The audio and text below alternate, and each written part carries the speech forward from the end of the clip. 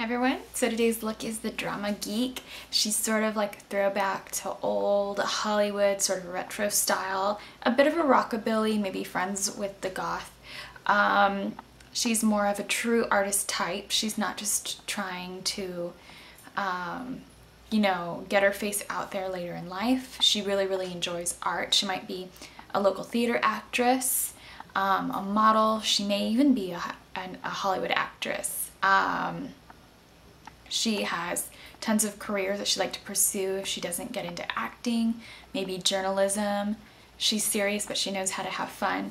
Kind of gave her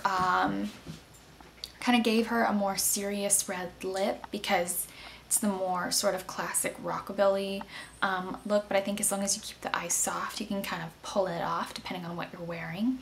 And yeah, it's just a lot of fun. It's also very easy to do. I left the eyes very simple and then just throw on a pretty pout, and that's all you really have to worry about is the red lip. And the items that I chose for it do stay on pretty long. They're not just something that's going to come off unless you eat. So yeah, I hope that you enjoy this look, and thanks so much for watching.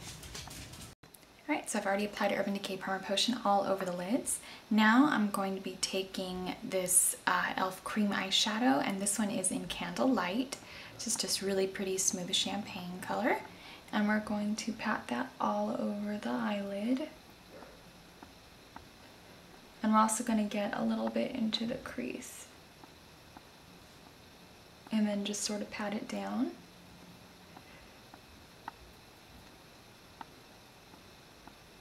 Also, I filled in my eyebrow a little bit heavier, sort of in more of a vintage throwback. You can always reshape your eyebrow for whatever look you're doing. Just make sure that the arch matches up with your pupil. The tail goes here, and this goes about here. So I've already done that, and we'll be right back with the eyeshadow. I'm going to take the e.l.f. Day to Night palette. Some days she likes drama, some days she likes subdued, so I've taken this palette, and we're going to take this sort of highlight color. And we're just going to smooth that all over the lid first to avoid any creasing. We're just taking the e.l.f. blender brush from the mineral line.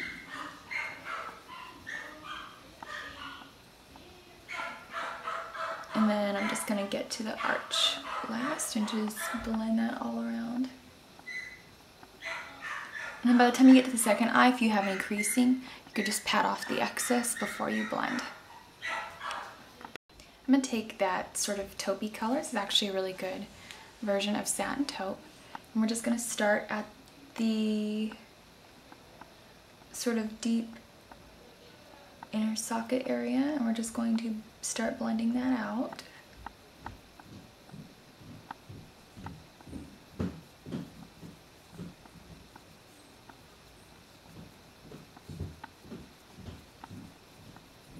And start diffusing it when we get into the inner socket, so the bulk of the depth is right in the outer area. Just going to pick up a little bit more Satin Taupe and make sure it's definitely a little darker out there.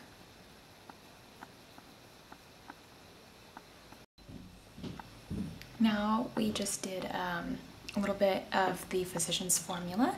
This is the shimmer strips for green eyes, and I just used the black gel liner and then just pulled it out to a very visible wing, since this is the more sort of old vintage, almost kind of rockabilly-esque look. And I'm going to take that sort of darkened blackened green color, and we're just going to set the gel liner on top, and it'll also smooth it out a little bit. We're just using the Eco Tools shader to do so. Kind of a different size and shape equivalent to the 219 or any pencil brush.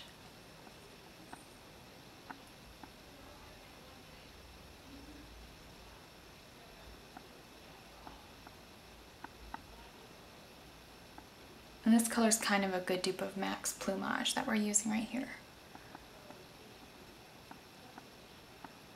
This is a fun way to use black without using dark black. A little bit of MAC's lip liner. Now I know it's kind of hard to find sort of a concealer pencil type stick at the drugstore. what you could always do is take a little bit of concealer and dab that onto your shader brush and just run it over the bottom line. I recommend probably taking a synthetic one or a synthetic small concealer brush, because natural hairs tend to get splayed and kind of irritate the waterline. If you can afford something slightly higher end, something you're going to use all day, the Urban Decay concealer sticks are so creamy, and they're on my list when I run out of these sort of nude pencils I have.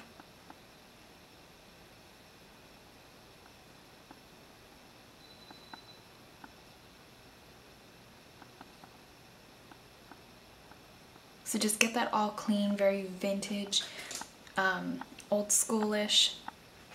They didn't have a ton of makeup underneath their waterline back then. And we're gonna just do that white color. And even though this will kind of set on its own, I mean, it can't really go anywhere, it's my flesh tone. I'm just gonna make sure it doesn't.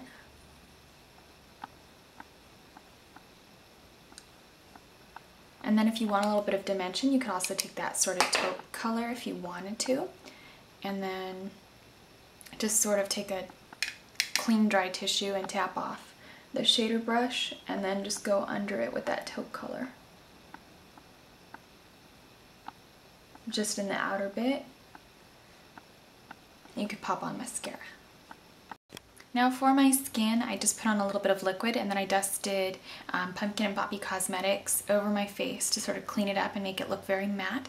She also makes a mocha one that would be good for like a very cool, clean contour, and also good if you're like medium light on the darker scale, because I know it's really hard to find like neutral, non-orange foundations. She also has one that's extremely light if you'd like to use that as a highlight, or if your skin's really alabaster, or you want that sort of retro, sort of pale skin.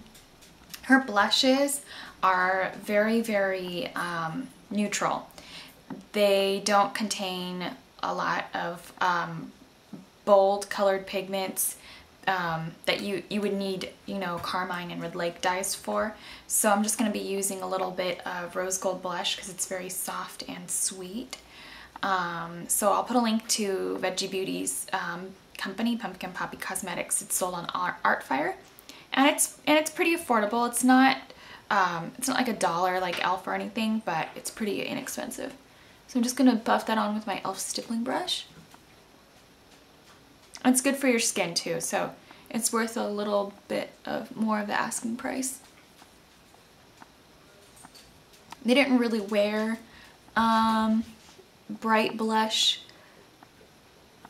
back in the day when they were doing, you know, the winged liner and the no eyeshadow looks.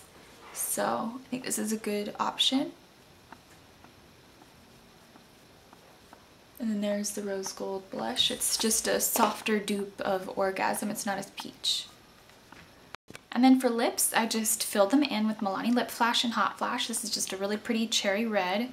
It's like a lip gloss, lip liner, lip pencil in one, and it's true to form on my lips, or as well as you can see it on the camera. And then I took the e.l.f. mineral lipstick and just in Cheerful Cherry and just dabbed a little through the center. I love the mineral lipsticks a lot. They perform and last as long as higher end lipsticks do, so I really like them.